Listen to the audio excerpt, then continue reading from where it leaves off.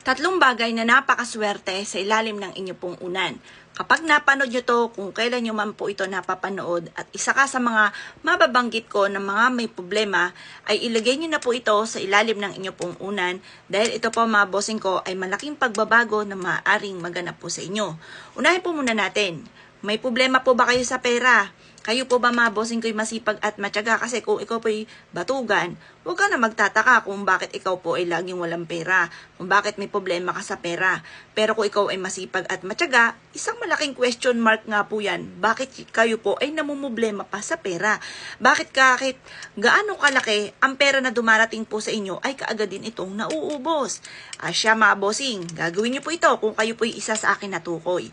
Or kaya po mga bossing ko, yun nga po ay lagi nagkakaroon ng pagkatalo sa loob ng inyong tahanan. Kayong dalawang mag-asawa ay lagi nag-aaway sa pera. Or kaya kayo ng inyo pong mga anak, lagi kayo nag-aaway sa pera. Gawin nyo po ito ha mga bossing, kung isa ka sa mga natukoy ko. Or kaya po, ikaw ay may negosyo at napakatumal ng inyong negosyo. Ang masakla pa, ang dami mo nang pinasok na negosyo pero lagi kang nalulugi sa inyo pong negosyo. Ito ang dapat ninyong gawin. Ilagay nyo ito sa ilalim ng inyo pong unan. Napakaswerte po nito. Or kaya ito pa mga bossing.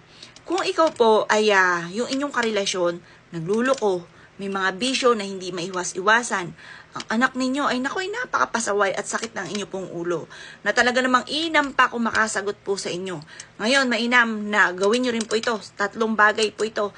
Asin, bawang at saka 5 pisong gold. O mamaya natin ipapaliwanag kung bakit. Kung ikaw po'y lubog sa utang, or kaya po, ang dami mo nang in-applyan ng trabaho, hanggang sa ngayon hindi ka pa rin matanggap-tanggap, ay nakoy, gawin nyo rin po ito. Ngayon pa mga bossing, kung ikaw po ay piling ninyo ipasan nyo ang daigdig na napakaraming umaasa sa inyo, hindi nyo na kaya, hindi mo na alam kung anong solusyon, bibigyan ka nito ng solusyon. Iligay mo ito sa ilalim ng inyo pong unan. Or kaya po'y lagi ka na lang may karamdaman, ay talaga naman napakamahal magpa-check up at ang gamot. Mainam na ilagay nyo po ito at tutulungan ka nito para magkaroon ng malakas sa pangangatawan bukod sa inyong pag-iingat at pagpapa-check up.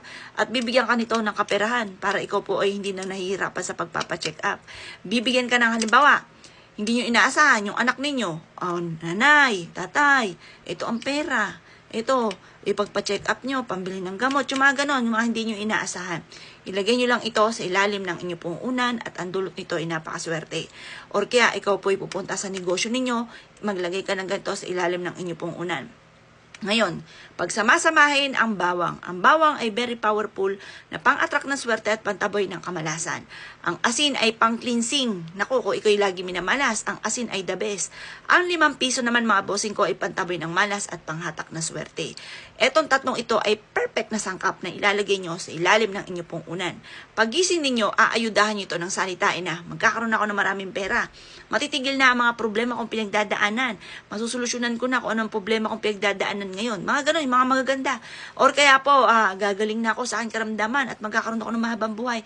Uugaliin ang pagsasabi o pasalitain ng mga magaganda. Kalimutan na ang pangit at ilagay nyo ito sa ilalim ng inyong pong unan. O siya mga boss, kung naniwala ka sa ganitong mga pamamaraan, good luck po sa inyo po lahat.